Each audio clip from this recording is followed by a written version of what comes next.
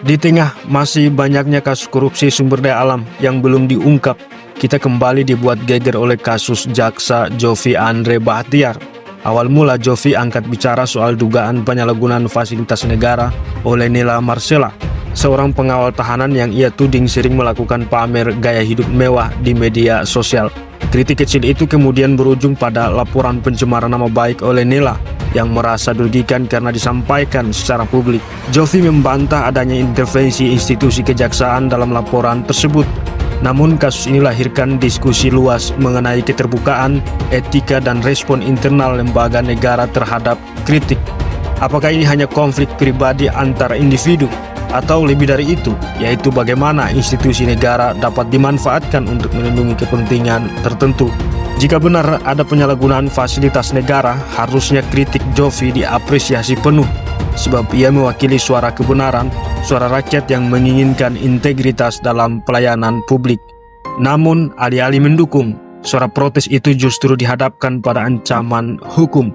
Fenomena ini menyingkap sisi feudalisme modern dalam birokrasi kita, di mana kejujuran dianggap ancaman, bukan aset yang berharga, mahal dalam setiap warga negara. Pertanyaan mendasar adalah, apakah keadilan hanya berlaku bagi penguasa?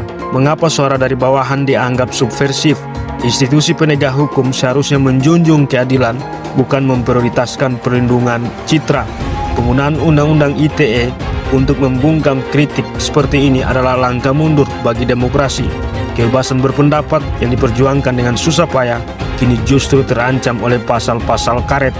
Kritik terhadap penggunaan fasilitas negara tidak semestinya dikriminalisasi atas dasar pencemaran nama baik. Hukum harus menjadi pelindung kebenaran, bukan alat perlindungan penguasa dari kritik publik. Punya publik yang kritik publik, apakah itu salah?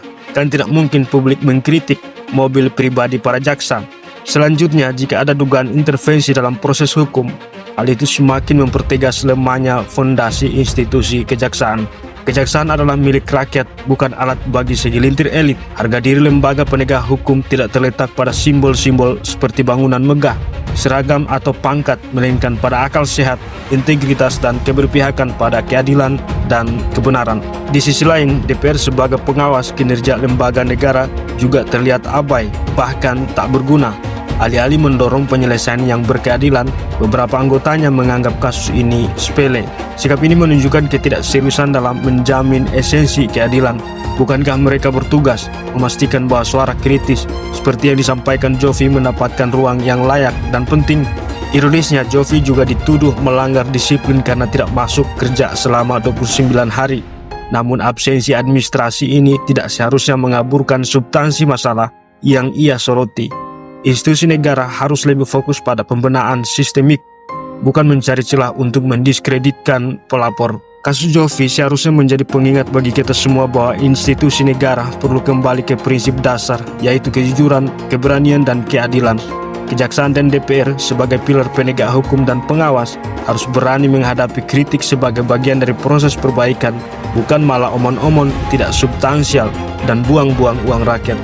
Kepada jaksa Jovi Andre, perjuangan untuk kebenaran memang penuh rintangan. Namun seperti yang diajarkan Bung Karno, perjuangan yang berlandaskan kebenaran tidak pernah sia-sia. Meskipun langit hari ini terlihat gelap, kebenaran akan tetap bersinar. Fenomena janggal ini harus menjadi momen untuk membersihkan birokrasi dari feudalisme, korupsi, dan penyalahgunaan kekuasaan. Tanpa revolusi mental dalam birokrasi dan lembaga hukum kita, bangsa ini akan terus berjalan tertati-tati, terbelenggu oleh rantai yang kita ciptakan sendiri. Rantai kepentingan pribadi dan ketidakberanian menghadapi perubahan zaman.